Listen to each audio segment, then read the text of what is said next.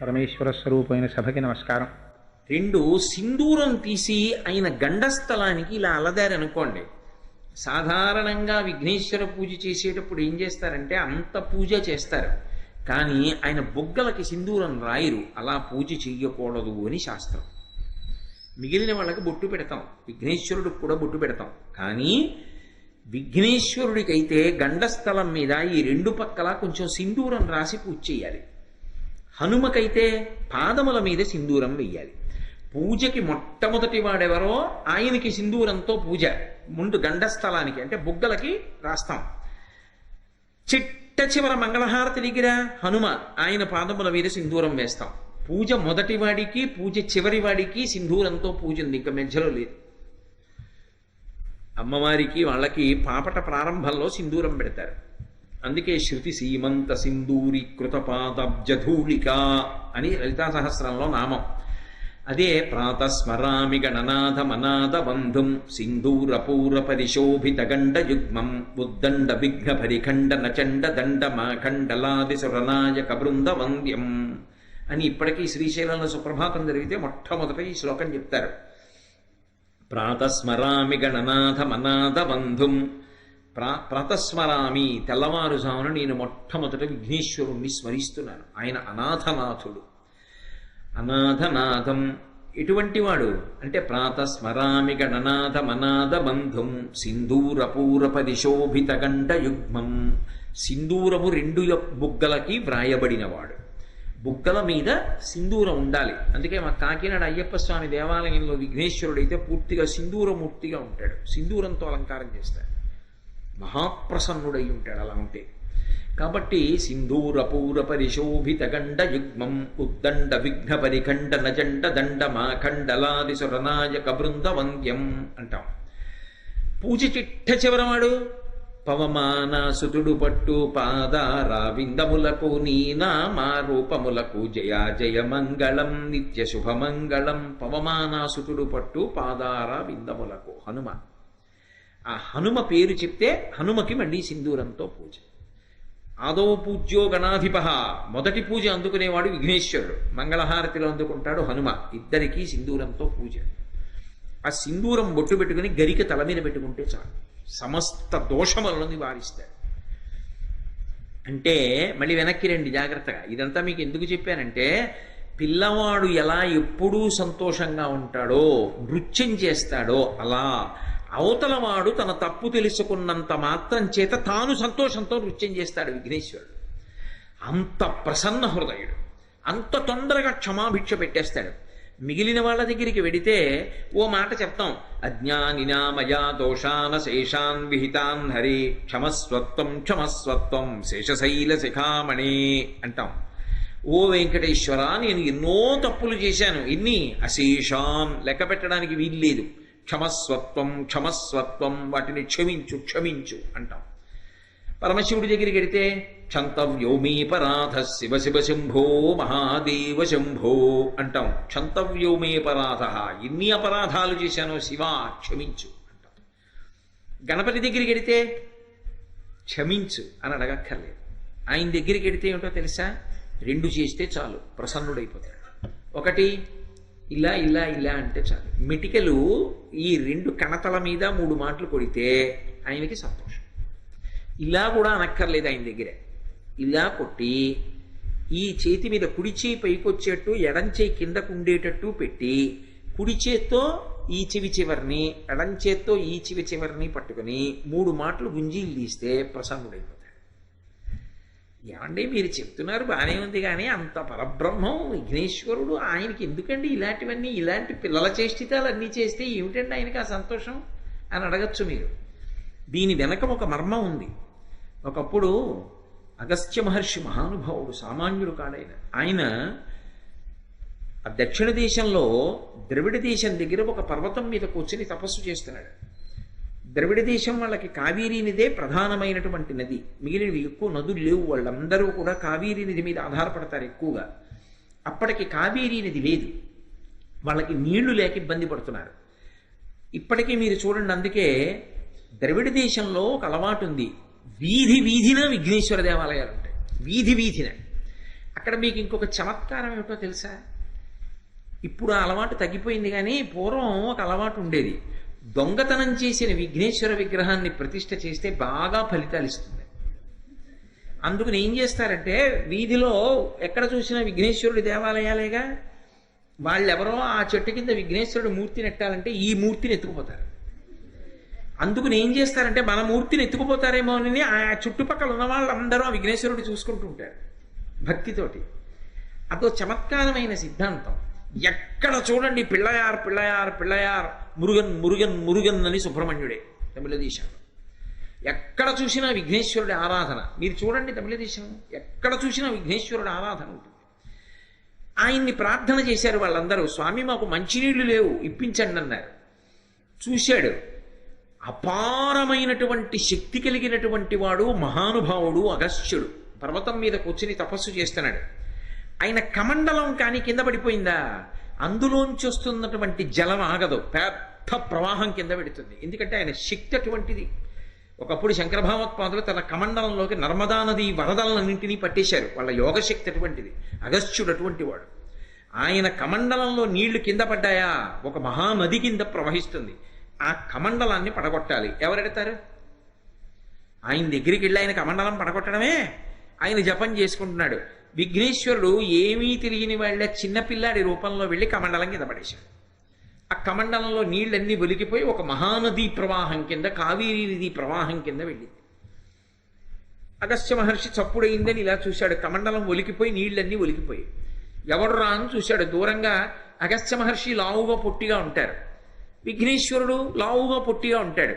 పిల్లవాడి రూపంలో పరిగెడుతున్నాడు.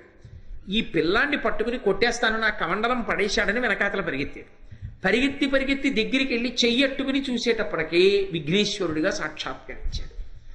కనపడేటప్పటికి అమ్మ బాబోయ్, పరమశివుని కుమారుడు పరబ్రహ్మం విఘ్నేశ్వరుడని చెప్పి అంత పెద్ద ఆయన సంతోషంతో ఏం చేశాడంటే, స్వామి పొరపాటు అయిపోయిందని ఇలా ఇలా ఇలా అప్పుడు వరం ఇచ్చాడు. ఇలా ఎవరన్నా క్షమించేస్తానన్నాడు. అందుకే మొదట అగస్త్యుడు ఇలా మిటికెలు కొట్టుకున్నాడు. అప్పటి నుంచి ఇప్పటికే అంతే. ఆయన దగ్గరికి వెడితే ఇలా అంటే చాలు సంతోషం. అంటే 10 మాటలు కొట్టుకోలేక ఇలా అంటున్నాను, తగిలేట్లు కొట్టుకోవాలి. మీ దగ్గర నేను 50 మాటలు కొట్టుకుంటే తలనొప్పి వస్తుంది ఇంటికి వెళ్ళి. కాబట్టి విఘ్నేశ్వరుడి దగ్గర ఒక్క మాట చాలు. కాబట్టి ఇలా అంటే చాలు. ఆయన దగ్గర ఇలా పట్టుకుని గుంజీలు తీస్తే చాలు. ఎందుకు వచ్చింది అంటే పిల్లవాడి తత్వం కాదు. ఆయన శైవాన్ని వైష్ణవాన్ని బంధుత్వంతో కలిపాడు. అదో అద్భుతం విఘ్నేశ్వరుడి విషయంలో. నారాయణి పార్వతీదేవి, నారాయణ శ్రీ మహావిష్ణువు. విష్ణువు యొక్క చెల్లెలే నారాయణి. విష్ణువు యొక్క చెల్లెలు నారాయణి అయితే నారాయణి కొడుక్కి నారాయణ ఏమవుతాడు? నేనేం పెద్ద ప్రశ్నే లేదండి మిమ్మల్ని. నారాయణి కొడుక్కి నారాయణ ఏమవుతాడు? నారాయణ అన్న చెల్లెళ్ళు అయితే ఏమవుతాడమ్మా? మామయ్య అవుతాడు, మేనమా అవుతాడు. దానికి ఎందుకంత అనుమాన పడతారు? ఏమంటాడో వీడని అనుమానం మీకు. మేనమామ అవుతాడు. మేనమామల ముద్దు మీలైన ముద్దు, తాతలకు తా ముద్దు తాను అబ్బాయి. తాతగారికి మనవడంటే ముద్దు, మేనమామకి మేనల్లుడంటే ముద్దు. ఆ 2 ముద్దులు చాలా ప్రీతిగా ఉంటాయట. లోకంలో సహజమైన ప్రేమ, నిష్కాపట్యంగా పరమ ప్రేమగా ఉంటుందిట.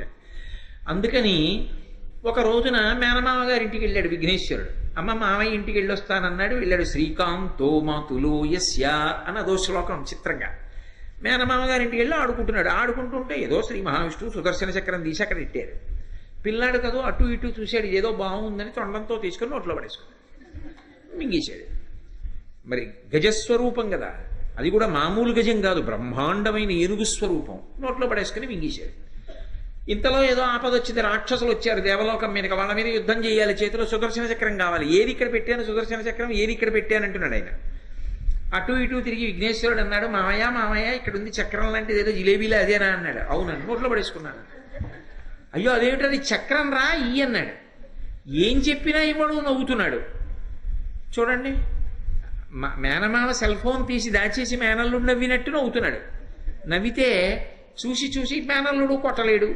అవతల చూస్తే అవసరం చక్రమా ఆయన కడుపులో ఉంది, ఏం చేస్తాడు? చూసి పిల్లాన్ని నవ్విస్తే పొలమారితే చక్రం బయటపడిపోతుందని ఏం చెయ్యాలో అర్థం కాక ఇంత శ్రీ మహావిష్ణువు ఓ వింత చేష్ట చేశారు. ఆయన ఇలా పట్టుకొని గుంజీలు తీశారు. తీస్తే ఇంతటి విష్ణువు గుంజీలు తీస్తుంటే ఏదో చిత్రంగా అనిపించింది. మాయ ఏమిటదని పక నవ్వాడు. ఆ నవ్వడంలో పొలమారి ఆ చక్రం బయటికి ఎక్కేశాడు. అమ్మయ్య ఇంతే చాలరా అని పట్టుకెళ్ళిపోయాడు. అందుకని మేనల్లుడై వైష్ణవాన్ని శైవాన్ని బంధుత్వంతో కలిపారు విఘ్నేశ్వరుడు సుబ్రహ్మణ్యుడు మహానుభావుడు. అందుకని విష్ణువు ఆ రోజున చెవులు పట్టుకుని గుంజీలు తీస్తే ప్రసన్నుడైపోయాడు.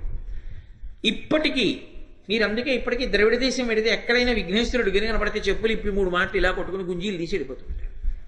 మోకాళ్ళ నిప్పులుంటే గుంజీలు తీయక్కల్లా 3 మాటలు ఏదో కొద్దిగా వంగగలిగినంత వంగినా చాలు. కాబట్టి ఆయనంత సులభుడు లోకంలో లేడు. మీరు ఎప్పుడు చూడండి, పిల్లవాడిగానే సాధిస్తాడన్ని, పెద్దవాడిగా సాధించడు. కొన్ని తప్ప మిగిలినవన్నీ కూడా విఘ్నేశ్వరుడి యొక్క సాధితములు అన్నీ కూడా పిల్లవాడిగా సాధిస్తాడు తప్ప పెద్ద రూపంతో సాధించడు ఆయన. అందుకే సదాబాల రూప. శంకరాచార్యుల వారు ఒక్క మాట అంటే అంత రహస్యం ఉంటుంది. ఒకప్పుడు రావణాసురుడు ఆత్మలింగాన్ని తీసుకెళ్ళిపోతున్నాడు. ఎలా? అది లంకాపట్టణానికి వెళ్ళిపోతే దుర్భేద్యం అయిపోతుంది. లంకను ఎవరు ఆక్రమించలేరు. ఇంకా రాక్షస బలం పెరిగిపోతుంది. వెళ్ళకూడదు ఆత్మలింగం. వెళ్ళకూడదంటే ఆయన ఏం చేశాడంటే గోకర్ణం దాకా వెళ్ళిన తర్వాత సంధ్యావందనం చేసుకోవాల్సి వచ్చింది. సాయంకాలం అవుతుంది. శివలింగాన్ని కింద పెట్టకూడదు. ఎలా? అటు ఇటు చూశాడు. పిల్లవాడి రూపంలో కనపడ్డాడు విఘ్నేశ్వరుడు. పిల్లవాడిని పిలిచి, ఒరే నేను అర్ఘ్యం ఇచ్చి వచ్చేస్తాను. సాయంకాలం గాయత్రి మహామంత్ర జపం కన్నా అర్ఘ్యం ప్రధానం. అర్ఘ్యం చాలా ముఖ్యంగా ఇవ్వాలి. ఉదయం జపం కూడా అవసరం. సాయంకాలం ఏదైనా అత్యవసరమైన పని ఉంటే 11 మాటలే జపం చేసినా అర్ఘ్యప్రదానం మాత్రం వదిలిపెట్టకూడదు. అర్ఘ్యం ఇచ్చి రావాలి. ఒకవేళ ఇవ్వకపోతే అర్ఘ్యం ఇచ్చిన వాళ్ళు ఇంటికి వెళ్ళి తీర్థం తీసుకున్నప్పుడన్నా దినాలు పలహారం చేయాలి తప్ప అది చేయకూడదు. అంత ప్రధానం ఆ యజ్ఞోపవీతం ఉన్న వాళ్ళకి. సాయంకాలం అయితే సంధ్యావందనం చేసి అర్ఘ్యప్రదానం చేయాలి. కాబట్టి అర్ఘ్యం ఇవ్వాలి కనీసం. ఈ శివలింగాన్ని ఎవడన్నా పట్టుకోవాలి. ఈ పిల్లాడు కనబడ్డాడు. ఒరే నేను ఇప్పుడే వెళ్ళి అలా స్నానం చేసి అర్ఘ్యం ఇచ్చి వస్తాను, కొంచెం శివలింగం పట్టుకో అన్నాడు. అలాగే పట్టుకుంటాను. కానీ ఇది శివలింగం అంటున్నారు. ఒకవేళ ఇది బరువుగా అనిపిస్తే నాకు పట్టుకోలేకపోతే కింద పెట్టకూడదు అంటున్నారు. కింద పెట్టక పట్టుకోను లేక నేనేమైపోను. 3 మాటలు పిలుస్తాను, మీరు వచ్చేస్తేనే సరే, లేకపోతే కింద పెట్టేస్తాను. 3 మాటలు పిలిచే లోపల రాలేకపోతానా అనుకుని ఆయన వెళ్ళాడు. పాపం సంకల్పం చెప్పుకుని మంత్రంతో అర్ఘ్యం తీసిస్తున్నాడు. ఇలా తీశాడు. మొదటి మాట రావణ అన్నాడు. అయ్యి బాబోయ్ పిలిచేస్తాడేమో అని గబగబా ఇలా వదిలేయకూడదు. దానికి ఒక పద్ధతి ఉంటుంది, క్రమంలో వదలాలి. అప్పటికి వస్తున్నానని వెనక్కి తిరిగి చూస్తూ మధ్యలో మాట్లాడకూడదు అర్ఘ్యం ఇస్తున్నప్పుడు. అందుకని వెనక్కి తిరిగి చూస్తూ వస్తున్నానని సంజ్ఞ చేస్తూ అర్ఘ్యం ఇచ్చే లోపల రావణ రావణ రావణ అని భూమి మీద పెట్టేశాడు. పాప ఆయన ఎంత పరిగెత్తేస్తే మాత్రం ఉపయోగమే ఉంది. ఆ ఆత్మలింగం గోకర్ణంలో ఉండిపోయి పిల్లవాడి రూపంలోనే పరమశివుని యొక్క ఆత్మలింగం భారతదేశం దాటకుండా గోకర్ణంలోనే ఉంచినటువంటి మహానుభావుడు విఘ్నేశ్వరుడు పిల్లవాడిగా సాధించాడు. ఇంకొకసారి రంగనాథస్వామి వారి యొక్క మూర్తి విభీషణుడు లంకాపట్టణానికి తీసుకెళ్ళిపోతున్నాడు. విభీషణుడు తీసుకెడుతున్నప్పుడు అది సముద్రం దాటి లంకకి వెళ్ళిపోతే రాక్షస స్థానం బలపడకూడదు. ఇవాళ విభీషణుడు చిరంజీవి, పర్వాలేదు. కానీ అది భారతదేశంలో ఉండాలి, వేదభూమి. అందుకే ఆయనకి సాయంకాలం సంధ్యావేళ సమయం అయింది. మళ్ళీ పిల్లాడి రూపంలో వెళ్ళాడు.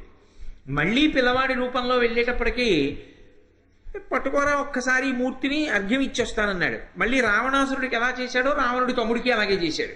3 మాటలు పిలిచే లోపల స్వామిని అక్కడ పెట్టేశాడు. పెట్టేసేటప్పటికి ఇప్పటికీ శ్రీరంగంలో రంగనాథస్వామి అలా ఉండిపోయారు అంటే కారణం కేవలం విఘ్నేశ్వరుడి యొక్క అనుగ్రహం చేతనే రంగనాథస్వామి వారి మూర్తి అలా ఉండిపోయింది.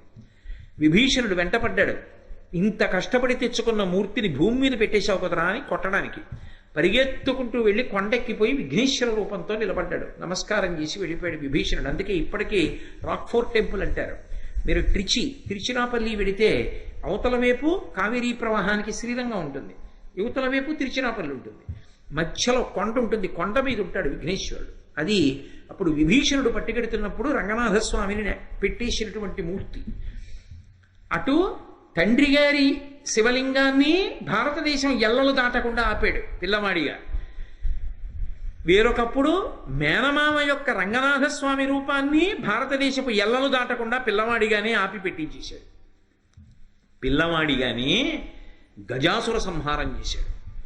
ఒకానొకప్పుడు లోకంలో ఒక పెద్ద రాక్షసుడు బయలుదేరాడు. ఆయన ఒక విచిత్రమైనటువంటి వరాన్ని కోరాడు. ఎవడైనా మరణించాలి కదూ, నువ్వు ఎలా మరణిస్తావని అడిగాడు. స్త్రీ పురుషుల యొక్క సంయోగం ఉండకుండా స్త్రీ వలన మాత్రమే పుట్టి ఆమె యొక్క పురుషుడంటే ఆమె యొక్క భర్త చేతిలో మరణించి నాకు ఎలా ఏనుగు ముఖం ఉందో అలా ఏనుగు ముఖం పెట్టుకున్నవాడు ఎవరైనా ఉంటే వాడి చేతిలో చచ్చిపోతాడన్నాడు. గజముఖాసురుడు అంటారు. గజాసురుడినైతే శివుడు చంపాడు, గజముఖాసురుడైతే రాక్షసుడు. లోకాలన్నింటినీ తల్లడిల్ల చేశాడు. అప్పుడు విఘ్నేశ్వరుడు మళ్ళీ అవతారంగా వచ్చాడు. అది వరసిద్ధి వినాయక స్వామి వారి యొక్క అవతారం. అందుకని స్త్రీ పురుష సంపర్కంతో రాకూడదు కాబట్టి జగన్మాత లోక సంరక్షణం కోసం ఏమీ తెలియని దానిలా ప్రవర్తిస్తుంది. తన ఒంటి నలుగు పసుపు తీసి ముద్ద చేసి అక్కడ పెట్టి ప్రతిష్ఠ చేసింది. మనుష్య రూపంతో ఉంటాడు ఆ విఘ్నేశ్వరుడు. ఆయనకి ఏనుగు ముఖం ఉండదు. ఇప్పటికీ చిదంబరం దేవాలయంలోకి ఎడుతున్నప్పుడు ఎడం పక్కన ఉంటాడు. అలాగే నాగపట్టణంలో సింహవాహనుడైనటువంటి గణపతి ఉంటాడు. అక్కడ నీలాయతాక్షి అమ్మవారి పేరు, అద్భుతమైన పేరు తల్లిది. ఆ విఘ్నేశ్వరుడు మనుష్య రూపంలో ఉన్నాడు. బయట కాపుదల పెట్టింది, ఎవరినీ లోపలికి పంపకంది. పరమశివుడు వచ్చాడు, లోపలికి పంపనన్నాడు. నేను యజమానిని రా, పార్వతీదేవి భర్తని, నువ్వెవరు పో లోపలికెడతానన్నాడు. వీల్లేదు, ఇద్దరికి యుద్ధం జరిగింది, తలకాయ తీసేశాడు. ఇప్పుడు నాకు ఓ మాట చెప్పండి, ఈ కథ వినడానికి బాగుంటుంది, కానీ పిల్లలు ఎవరైనా ఏమండి మరి పరమశివుడు అంటే అన్నీ తెలిసినవాడు అంటారు కదా, ఈశాన సర్వ విద్యానాం ఈశ్వర సర్వభూతానాం బ్రహ్మాధిపతి బ్రహ్మణోధిపతి బ్రహ్మా శివోమే అస్తు సదాశివోం అని కదా అంటారు. ఆయనకి తెలీదా పార్వతీదేవి నలుగులోంచి వచ్చినవాడు, పార్వతీదేవికి పుత్రుడంటే నాకు పుత్రుడు, కొడుకుతో సమానం, ఆవిడే కాపుదల పెట్టింది, ఈ పిల్లవాడిని నేను చంపడం ఏమిటని శివుడికి తెలీదా? మరి శివుడు చంపేయడం ఏమిటి, పార్వతీదేవి బాధపడడం ఏమిటి? మళ్ళీ ఇలా వెళ్ళండి, కింద మొట్టమొదటి ఏ ప్రాణి దొరికితే దాని తలకాయ నరికి తీసుకురండి, దాన్ని అంటిస్తానండం ఏమిటి? మళ్ళీ ఏనుగు తలకాయ తీసుకొచ్చి తగిలించడం ఏమిటి? ఈ కథలకి కాళ్ళు చేతులు ఏముండవా? అంటే మీరు దాన్ని పూర్వాపరాలతో వింటే అనుమానాలు ఉండవు. కేవలం 4 వాక్యాలుగా తెలుసుకున్నారనుకోండి, అనుమానం రావడం సహజం. ఇది యథార్థం. ఇది యథార్థం అంటే అసలు వెనక ఉన్న కథ. గజముఖాసురుడు వరం అడిగాడు. స్త్రీ పురుష సంయోగం లేకుండా స్త్రీకి పుట్టాలి, పురుష సంయోగం ఉండకూడదు. ఎలా జరుగుతుంది లోకంలో? అలా ఉత్పత్తి ఉండదు. అది ఒక్క పరబ్రహ్మస్వరూపాలు దేవతలైతేనే సృష్టిస్తారు. ఒకప్పుడు విఘ్నేశ్వరుడే ఇలా అన్నాడంటే సృష్టి వచ్చింది. పరబ్రహ్మం సృష్టించగలడు, అన్యులకు సాధ్యం కాదు. కాబట్టి ఆయన ఏమనుకున్నాడంటే రాడు అటువంటి వాడు, కాబట్టి నాకు మరణం ఉండదు. స్త్రీ పురుష సంయోగం లేకుండా పిల్లవాడు రావాలి. ఆ వచ్చిన పిల్లవాడిని ఆ పిల్లవాడి యొక్క తండ్రే, అంటే తండ్రి అంటే ఏ స్త్రీ వలన వాడు పుట్టాడో ఆమెకు భర్త అయి ఉండాలి, కానీ ఆయన సంయోగం వలన పుట్టినవాడు కాదు కదా. ఆయన చేతిలో మరణించి మళ్ళీ ఏనుగు ముఖాన్ని పొందాలి. గజముఖాసురుడి యొక్క ముఖం ఏనుగు ముఖం. ఆ ఏనుగు ముఖాన్ని పొందినవాడు నాతో యుద్ధానికి వస్తే అప్పుడు వాడి చేతిలో చచ్చిపోతాను. లోకంలో మహాత్యాగం చేసి లోకాన్ని సంరక్షించేటటువంటి ఆది దంపతులు పార్వతీ పరమేశ్వరులు.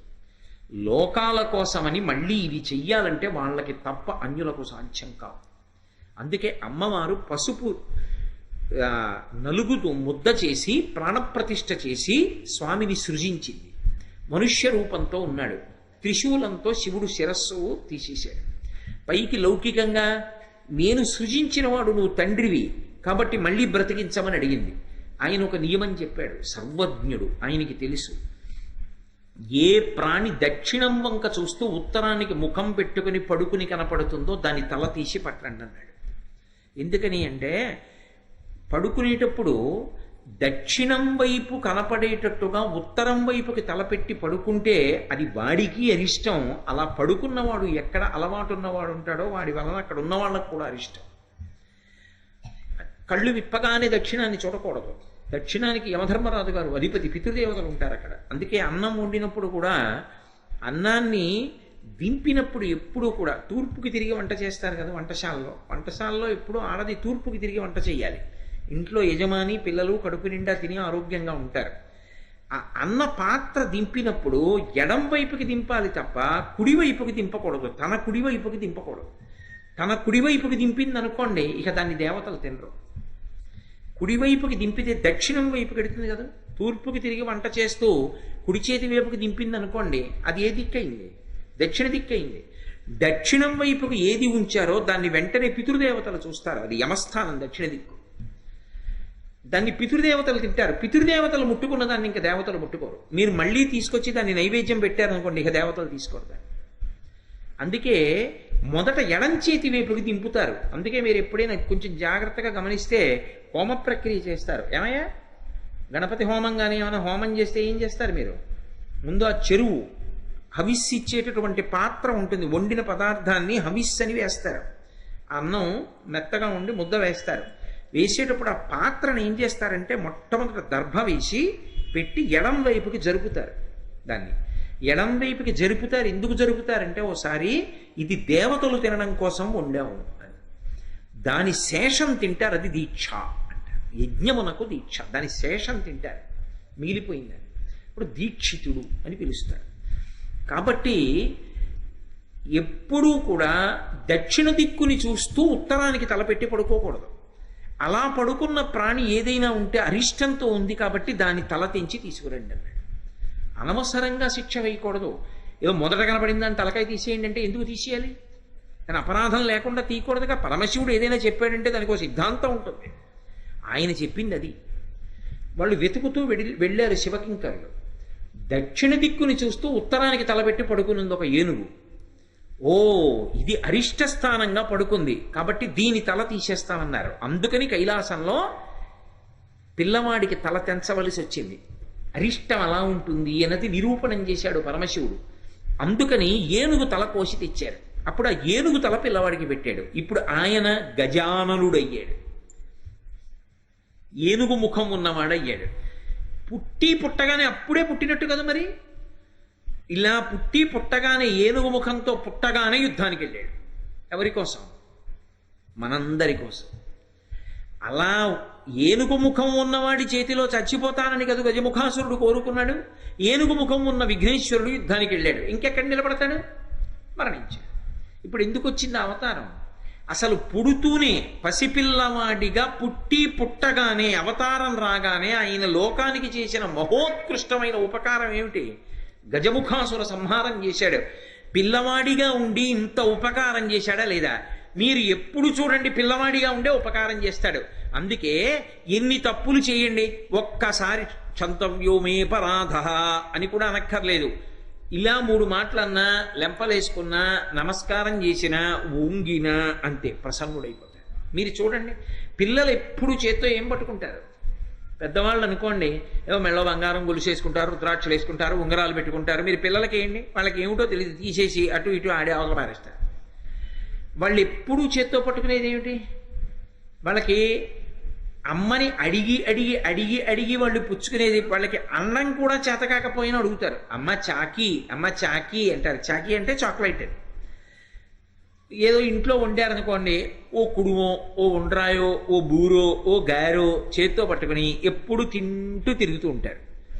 ఒరే దృష్టిరా, ఎవరో వస్తున్నారు, చేత్తో పట్టుకోకు, కాసేపు తీసేస్తానని అమ్మ తీసేసింది అనుకోండి, వాడు మొయ్యోమని ఏడుస్తాడు ఇమ్మని. ఎప్పుడు ఏదో పట్టుకు తింటూ కనపడతాడు. మీకు దేవతా స్వరూపాలన్నింటిలోనూ ఎప్పుడు తినడానికి ఏదో చేత్తో పట్టుకుని చేతి నిండా కుడుమట్టు కనపడేవాడు ఎవరు? అంటే దాని అర్థం ఏమిటి? పిల్లవాడి తత్వంతో ఉంటాడు. అంటే పిల్లవాడి తత్వంతో ఉంటాడు అంటే ఆయన అజ్ఞానంలో ఉంటాడు కాదు, మనని పిల్లవాడిలా చేసిన దోషాలు మరిచిపోయి వెంటనే నవ్వి అనుగ్రహించేస్తాడు. ఇది సదాబాల రూపాపి. ఒక్క మాట శంకరాచార్య వారంటే దాని వెనక ఎంత ఉంటుంది? ఎంత తత్వాన్ని కడుపులో పెట్టుకుని శంకరులు శ్లోకం చేస్తూ ఒక్క మాట అంటున్నారు. కాబట్టి ఎప్పుడూ పిల్లవాడిగా ఉంటాడు. పిల్లవాడి తత్వంతో ఉండి లోకాలన్నిటినీ అనుగ్రహిస్తూ ఉంటాడు. కనీసం ఒక్క పాదమైనా పూర్తి చేశానన్న తృప్తి ఉండద్దు నాకు? ఓ శ్లోకం మాట దేవుడు ఎరుగు, ఓ శ్లోకంలో ఓ పాదమైనా పూర్తి చేశాను అని సంతోషంతోనైనా వెళ్ళద్దు ఇంటికి. కాబట్టి సదాబాల రూపా అపి అయి ఉండి కూడా పిల్లవాడు ఇంట్లో ఆడుకోవడానికి సంతోషానికి పనికొస్తాడేమో కానీ, ఒరే నాన్న ఈ 1000 రూపాయలు పట్టుకెళ్ళి రామకృష్ణారావు అంకుల్కి ఇచ్చొచ్చేయరా అని పంపిస్తారా? పక్క సందులోనే మిత్రుడున్నా పంపించరుగా. వాడు ఏ పని చేయడానికి పనికిరాడు. వాడు ఒకవేళ చేస్తాడని మీరు నమ్మి ఇచ్చినా వాడు దాంతో మంచి పనే చేస్తాడని నమ్మలేం. ఓ గరిటిచ్చి నాన్నగారికి ఇచ్చేరా కొంచెం అన్నారనుకోండి, వాడు కొంచెం నాన్నగారికి ఇచ్చేరా అంటే అలవాటు పడ్డాడు. ఈ గరిటెట్టుకెళ్ళి నాన్నగారికి ఇస్తాడు. ఇచ్చేయిరా అంటే పట్టుకెడుతూ చెల్లెలి తల మీద ఒకటేస్తాడు. అది కయ్యోమని ఏడుస్తుంది. వాడు ఎప్పుడు ఏం చేస్తాడో మీకు నమ్మకం ఉండదు. ఈ పనివాడికి నమ్మి అప్పచెప్దాం అని మీరు అనలేరు. పిల్లవాడిగా ఉన్నవాడికి ఏ పని అప్పచెప్పరు. పెద్ద పెద్ద పనులు ఎక్కడ అప్పచెప్తారు? కానీ అపి విఘ్నేశ్వరుడు పిల్లవాడిగా ఉండి కూడా ఈ అపి అన్నారంటే ఇంగ్లీష్లో బట్ అన్నట్టు. అందుకే ఎవరో but is a bit of poison అన్నాడు. ఎంత చెప్పినా బట్ అన్నారు అనుకోండి. Koteswararao is a very good man, is a very hard worker, is very sincere, is very honest, but అన్నాడు అనుకోండి. ఆయన చాలా కష్టపడతాడు, చాలా మంచివాడు, చాలా జాగ్రత్తగా పనిచేస్తాడు, పాపం ఎన్నో ఉపన్యాసాలు చెప్పాడు. కానీ అండి అంటే ఏమిటి దాని అర్థం? ఏదో తోక పెడతాడు అది కదా. అపి అయి ఉండి కూడా శంకరులు సంస్కృతంలో 2 అక్షరాలు ఇస్తుంటారు. ఇంత పిల్లవాడిలా ఉండి కూడా పిల్లవాడు చేసే పనులు మాత్రం కాదు, చాలా గొప్ప పని చేస్తాడు. ఏమిటా పని? విఘ్నాద్రిహంత్రి అంటే, అద్రి అంటే కొండ, పెద్ద పెద్ద పర్వతాలంతంత విఘ్నాలు వస్తాయి. విఘ్నము అన్న మాటకి అర్థం ఏంటంటే కార్యహంత్రి. అందుకే విఘ్నాద్రిహంత్రి పక్కన అదే మాట వేస్తారు శంకర భగవత్పాదులు. కార్యహంత్రి అంటే ఇంకా పని జరగదు. ఏ ప్రతిబంధకం, ఏ ఎదురు, ఏ అడ్డొస్తే ఇక పని జరగదో దాన్ని విఘ్నము అని పిలుస్తారు. ఏదో ఇంకొక పావు గంటలో రైలు అందుకోవాలి, వెళ్ళిపోతున్నాడు. ఆ ఓవర్ బ్రిడ్జి దిగితే తప్ప వెళ్ళే అవకాశం లేదు. ఖచ్చితంగా ఓవర్ బ్రిడ్జి దిగేటప్పుడు అడ్డంగా ఓ బస్సు తిరిగిపోయి ఆగిపోయి ఇక ఎట్టి పరిస్థితుల్లోనూ దాటి వెళ్ళడానికి అవకాశం లేదు. నడిచి కూడా వెళ్ళలేడు, ఎక్కడానికి కూడా లేదు. ఏం చేస్తాడు? రైలు వెళ్ళిపోయిందా? ఆ ఓవర్ బ్రిడ్జ్ కింద నుంచే వెళ్ళిపోతుంది రైలు. వీడు చూస్తుండగా, వీడు ఆ పైనుంచి చూస్తుంటాడు, వెళ్ళిపోతోంది రైలు, కానీ ఏమీ చేయలేడు. ఏది అడ్డొస్తే ఇక కార్యము నడవదో దాన్ని విఘ్నము అని పిలుస్తారు. అది ఎలా వస్తుందంటే పర్వతం అడ్డొచ్చినట్టు వస్తుంది. ఏదో చిన్న ఎత్తు వచ్చిందనుకోండి, మెలిగే డేకో పాకో పరిగెత్తో నడిచో దాటుతాడు. పర్వతమే అడ్డొస్తే ఇంకేం దాటుతాడు? ఇంకా దాటలేడు. అలా విఘ్నము అంటే కార్యమును పాడు చెయ్యడానికి అలా వస్తాయి అడ్లు. ఎందుకు వస్తాయి అంటే 2 కారణముల చేత వస్తాయి. బాగా గుర్తుపెట్టుకోవాలి. గత జన్మలలో చేసుకున్నటువంటి పాపమే ప్రతిబంధకంగా వస్తుంది. అందుకే శాస్త్రంలో కొంచెం ఒక గహనమైనటువంటి మాట ఒకటి ఉంటుంది. దేవాలయానికి ఫలానా సమయంలో వెడతాడు అని తెలిస్తే అలా వెళ్ళే అలవాటు ఉన్నవాడి ఇంటికి ఆయన ఖచ్చితంగా పూజ చేసుకుంటారు, సంధ్యావందనం చేసుకుంటారు, ఈ సమయంలో చదువుకుంటారు, లేకపోతే ఈ సమయంలో ప్రవచనానికి వెళుతూ ఉంటారు. ఇలాంటి అలవాట్లు ఉన్న వాళ్ళ ఇంటికి అలాంటి సమయాలలో వెళ్ళవద్దు. ఎందుకో తెలుసా? అలా వెడితే అది ఆయన గత జన్మ పాపరూపంగా వెళ్ళినట్టు, ప్రతిబంధకంగా వెళ్ళినట్టు. ఆయన ఎక్కడికో వెళ్ళాలి, నువ్వు అడ్డెళ్ళావు. ఇప్పుడు ఆయన ఏం చేయాలి? నీతో మాట్లాడాలి. ఆయన పని పోయిందా లేదా? ఆయన గుళ్ళోకి వెళ్ళాలి, నువ్వు ఎదురొచ్చావు. ఏమిటండి ఇలా వచ్చారన్నావు? మీతో ముఖ్యమైన విషయం మాట్లాడాలని వచ్చానండి. మీరు ఉండండి నేను ఎడతాను అనలేడు. అయితే రెండని వెనక్కి వెళ్ళాలి. గుళ్ళోకి వెళ్లకుండా వెనక్కి వెళ్ళిపోవడానికి నువ్వు కారణమయ్యావా అంటే గత జన్మ పాపం నీ రూపంలో ప్రతిబంధకంగా వచ్చింది, వెనక్కి పంపించింది. ఆ తర్వాత ఇంకా వెళ్ళాడో మానేడు. పోయిందా దేవతా దర్శనం ఆ రోజున? గత జన్మలలో చేసుకున్న పాపం పుణ్యానికి అడ్డొచ్చి నిలబడుతుంది.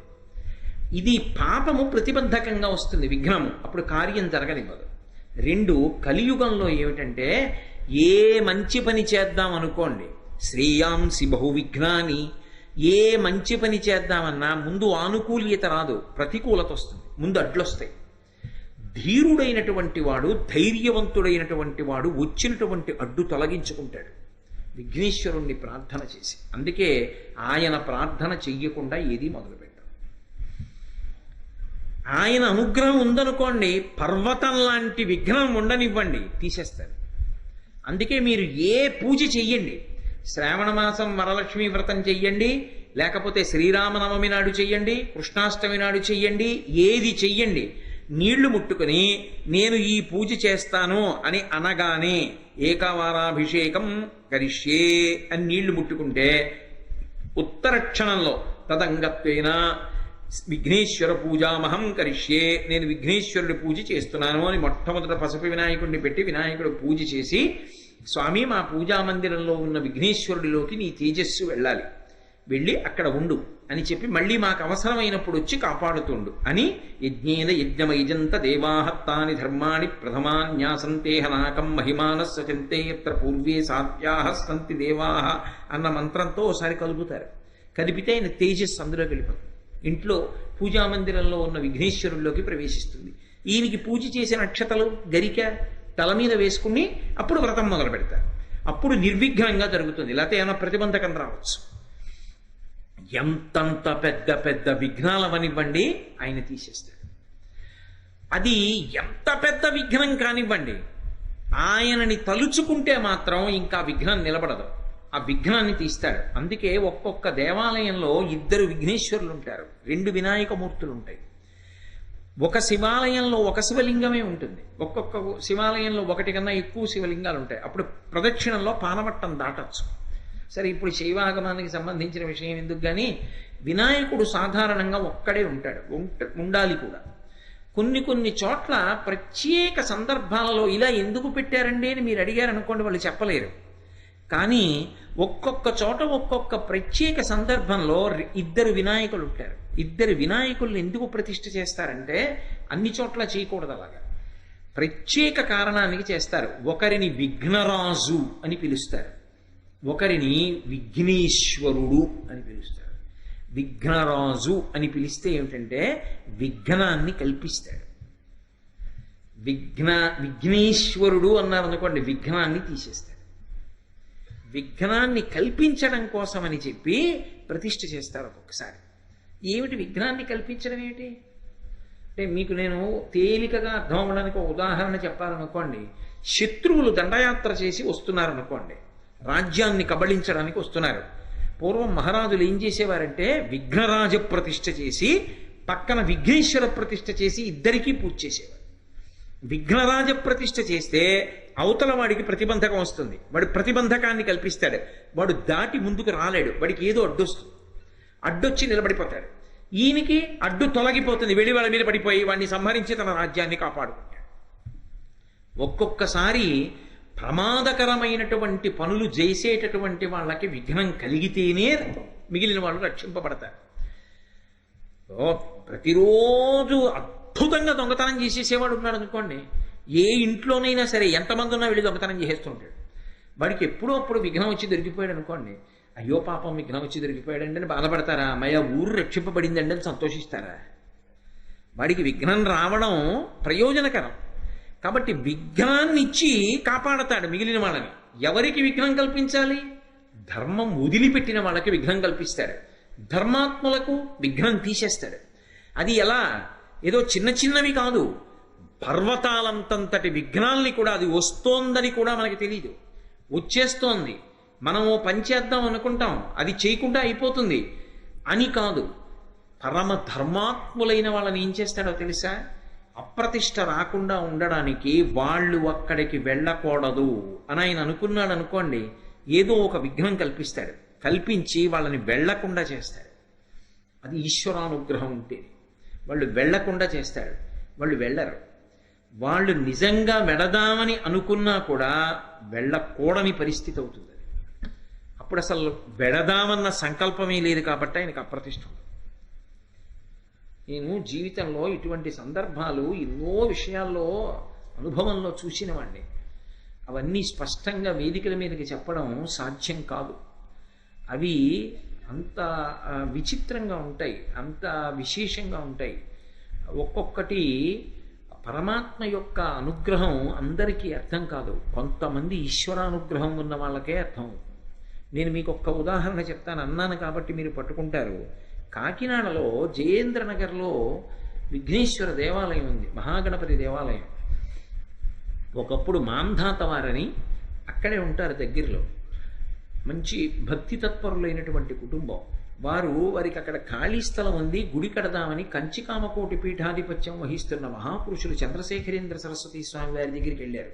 ఆయనకి పిలిస్తే పలికేవారు విఘ్నేశ్వరుడు. ఆయన దగ్గరికి వెళ్ళి అడిగారు, అయ్యా కృష్ణాలయం కడదాం అనుకుంటున్నామండి అని. ఆయన కళ్ళు మూసుకుని ధ్యానం చేసి చెప్పారు, రాదు కృష్ణాలయం, అక్కడ విఘ్నేశ్వరుడు గుడుస్తుందని చెప్పారు. కాదండి, మేము కృష్ణాలయం కడదాం అనుకుంటున్నాం అన్నారు. ఆయన నవ్వి శుభం భూయాత్. ఎంత ప్రయత్నించారో రాలేదు అక్కడ కృష్ణాలయం. ఆఖరికి మళ్ళీ మహాస్వామి వారి దగ్గరికి వెళ్ళి, అయ్యా మీరే ఎటువంటి విఘ్నేశ్వరుణ్ణి పెడితే బాగుంటుందో అటువంటి మూర్తిని చేయించి ఇప్పించండి అన్నారు. శిల్పిని పిలిపించారు, విఘ్నేశ్వరమూర్తిని చేయించారు. చేయించి ఆయన ప్రథమ పూజ చేసి వ్యాన్ ఎక్కించారు, తీసుకెళ్ళండి కాకినాడ ప్రతిష్ఠ చేయండి అన్నారు. ఎండ మండిపోతోంది, పట్టుకోవాలా ఒకళ్ళు వ్యాన్లో, పట్టుకోవడానికి ఒక మనిషి కూర్చోవాలి. ఎలా? ఆ ఎండ అలా ఉంది. స్వామి ఎలా కూర్చుంటామండి, ఎక్కడ మెద్రాసు, ఎక్కడ కాకినాడ, ఎలా పెడతామని అడిగారు. మహాస్వామి వారు బయటికి వచ్చి చేతిలో సత్యదండాన్ని ఒకసారి ఇలా ఆకాశానికి తిప్పారు. తిప్పి ఎక్కండి, ఇంకా పర్వాలేదన్నారు. ఎండ మండిపోతాం, ఎక్కండి అన్నారు. వాళ్ళు కొబ్బరికాయ కొట్టి వ్యాన్ ఎక్కారు. ఎక్కి కామకోటి పీఠం గేటు దాటి వ్యాన్ పైకి వచ్చింది. ఆకాశం మబ్బులు ఇచ్చింది. ఆ వ్యాను కాకినాడ వచ్చే పర్యంతం వ్యాను ఏ దారిలో పెడుతోందో దారంతా మబ్బులే. అది కాకినాడ వచ్చి దింపేసేంత వరకు మబ్బే ఉంది, ఎండలేదు.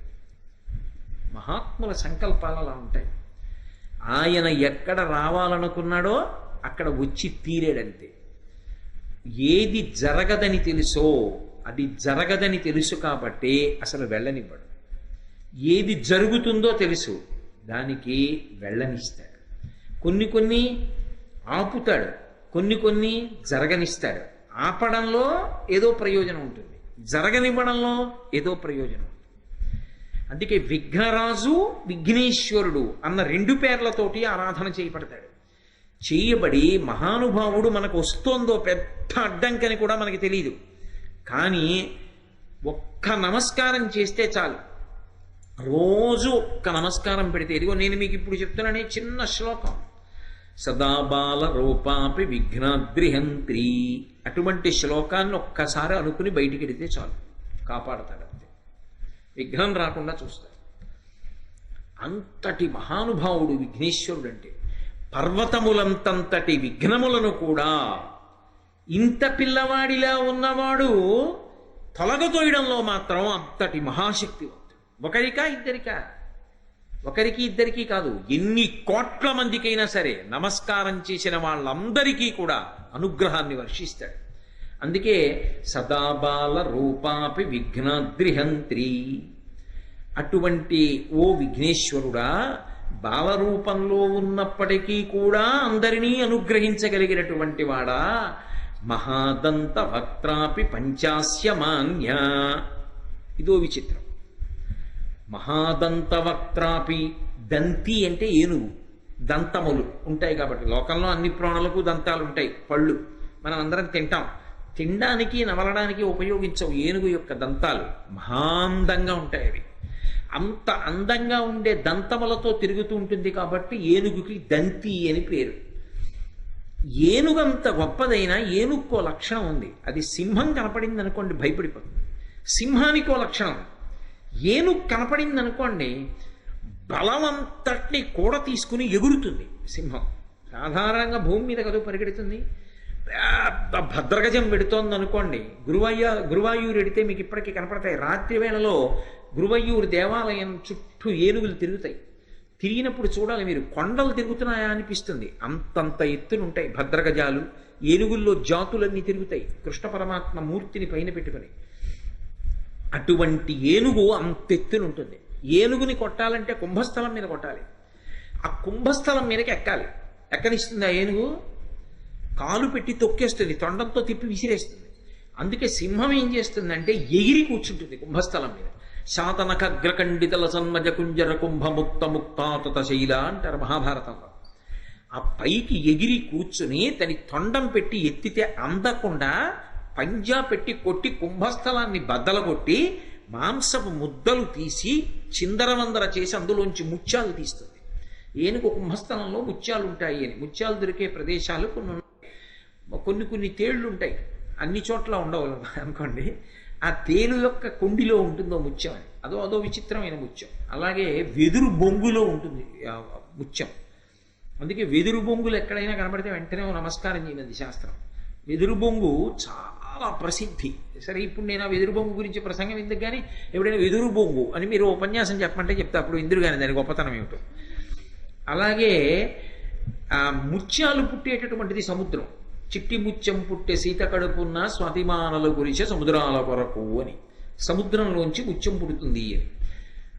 ఆ ముత్యం అసలు ఎక్కడ పెట్టుకుంటారు అంటే మెడలో ముత్యాలహారాలు వేసుకుంటారు. అసలు నిజానికి ముత్యం బాగా పెట్టుకోవలసిన స్థానం ఏది అంటే ముక్కు చివర పెట్టుకోవాలి. అందుకే కస్తూరి తిలకం లలాట ఫలకే వక్షస్థలే కౌస్తుభం నాసాగ్రే నవమౌక్తికం. కృష్ణుడి ముక్కు చివర ముత్యం ఉంటుంది. అమ్మవారి ముక్కు లోపలికి ముత్యం ఉండి ఊపిరి విడిచినప్పుడు పైకి వచ్చి కనపడి లోపలికి వెడుతుంది. అసౌ నాసా వంశస్తు హినగిరి వంశధ్వజపటి అని శంకర్లు స్తోత్రం చేశారు.